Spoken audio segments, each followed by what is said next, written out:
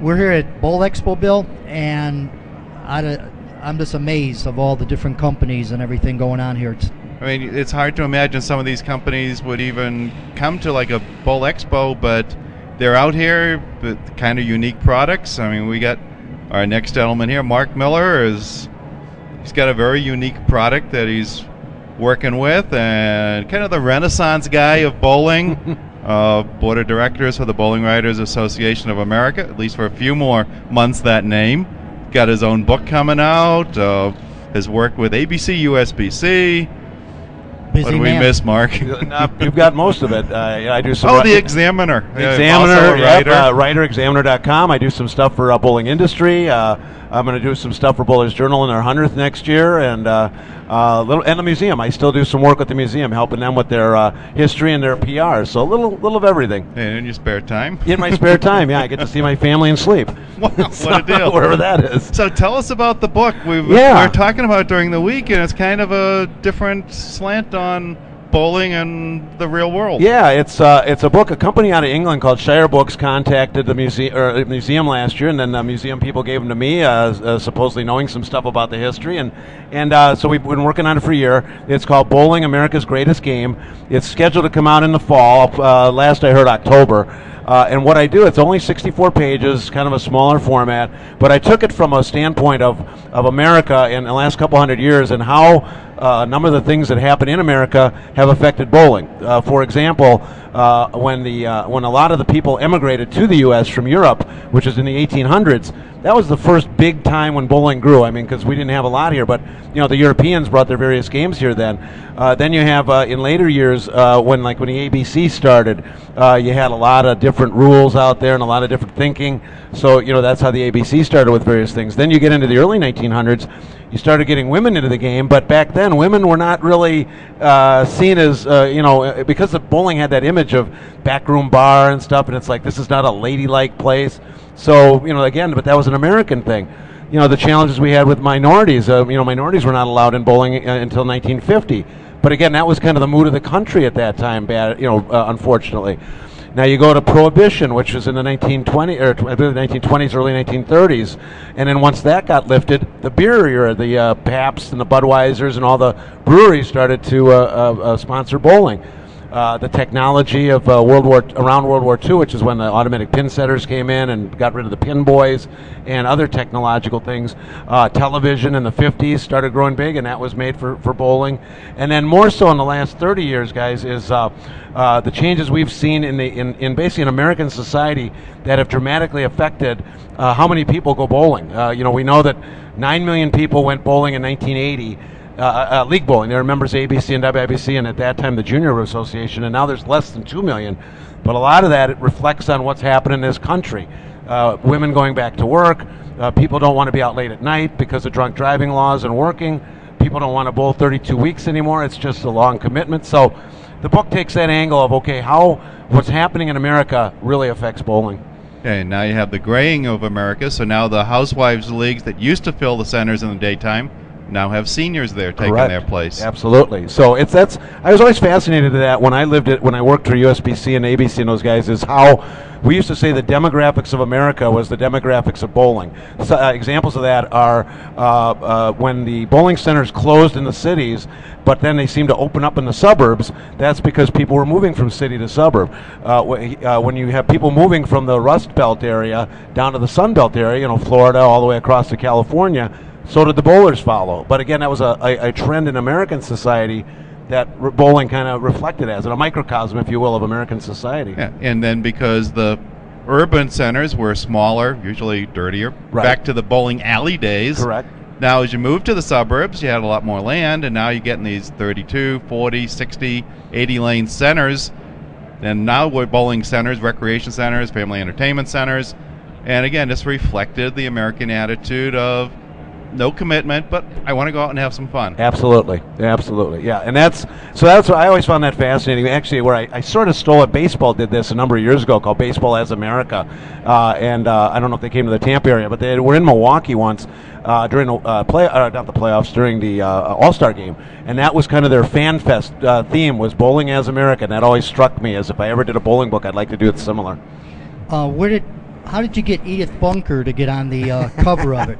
You know, I don't know where they got the picture. Looks like, if you remember the old Saturday Evening Posts from years ago. Oh, yeah. Or the some of the old nostalgia stuff. I think they got it from. There's a company called Getty Images that does a lot of old photos, and I think that's where they got it. But you're right, that one woman does look like Edith Bunker. It's for the listeners, it's like an old, probably 50s type of picture of a family bowling, and I think people will remember that kind of era when they see it.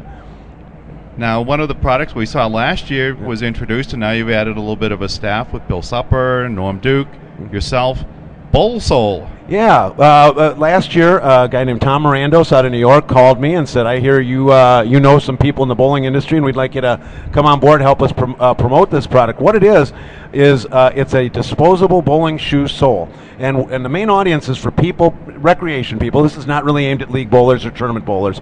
It's aimed more at people who are going to go a couple times a year to the family rec centers that you mentioned, Bill, who maybe don't like the thought of wearing a rental shoe.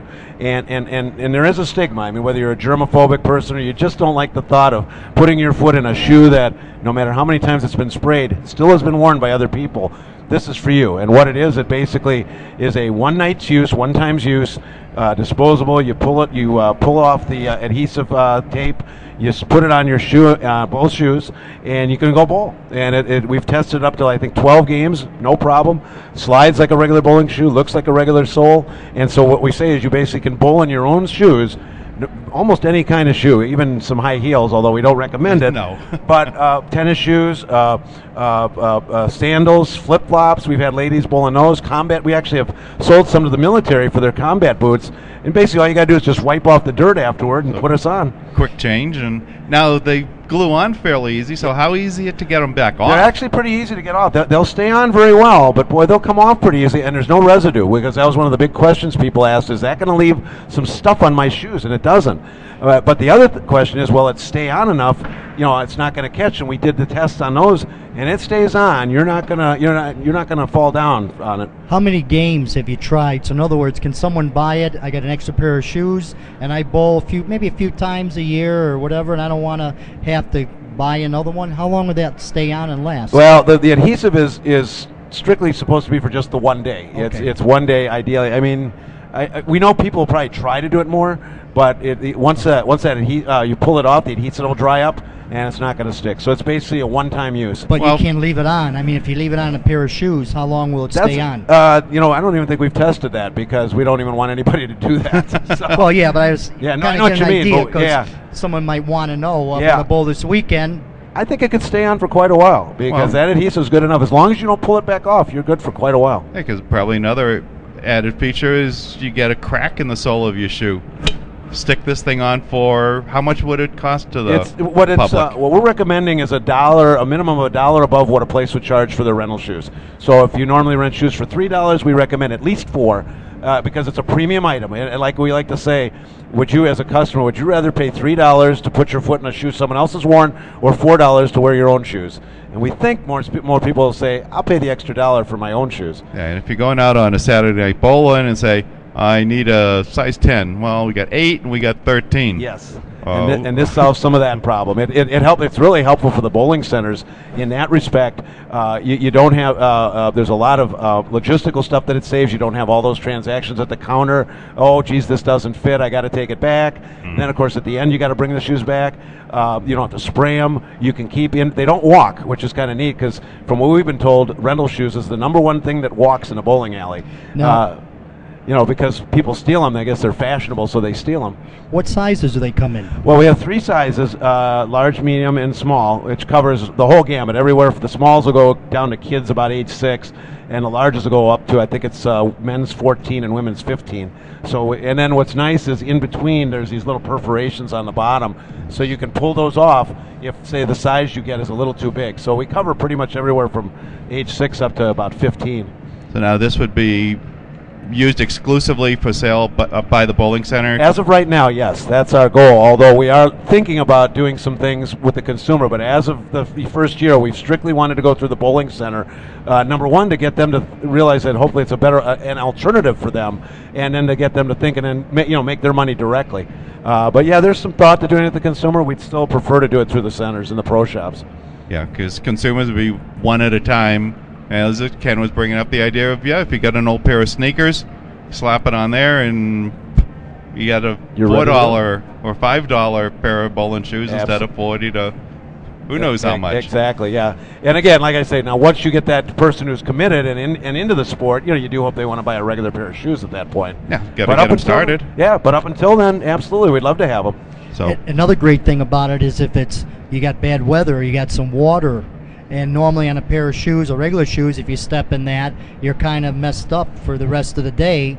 Or that bowling, you can always put another one on. Absolutely. Then you're set to go. Absolutely, yeah. And all we would really ask at that point is just make sure you dry off your street shoe a little bit just to make sure the adhesive sticks well. But yeah, then you're ready to go.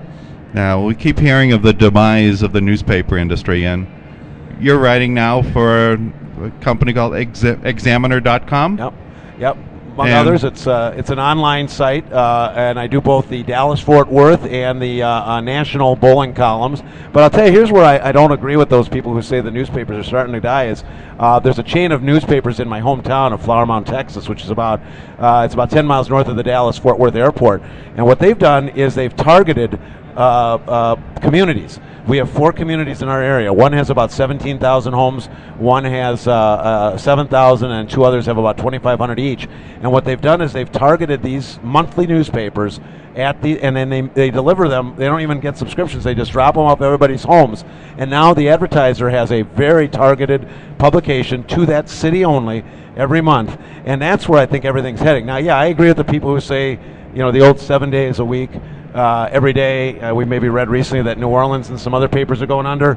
But no, I think there's room for print. It's just going to be a little different and more targeted to a specific audience. Okay, and since you're the only interviewee that we have with the bowling writers, we just finished our convention. Kind of update people on what happened at the meeting. Yeah, the biggest thing is that we did some soul searching with some of our partner organizations, and we learned that maybe we need to change our ways a little bit and maybe change our image a little bit. And the biggest thing that's going to come down from that later this year is a name change. We're throwing it out to the members to make some suggestions on what they think, particularly the fact that we want to be international and that we want to cover all media and all communications things, not just the traditional newspaper, which the connotation of writer to unfortunately too many people, it seems to be just newspapers. So we're going to try and get a name that maybe covers everything that we really are and everything we need to be in the future. And we have a new president this year. Yes, Joan Romeo will be our new president, and she starts pretty quick. So August 1st? Yeah, August 1st. So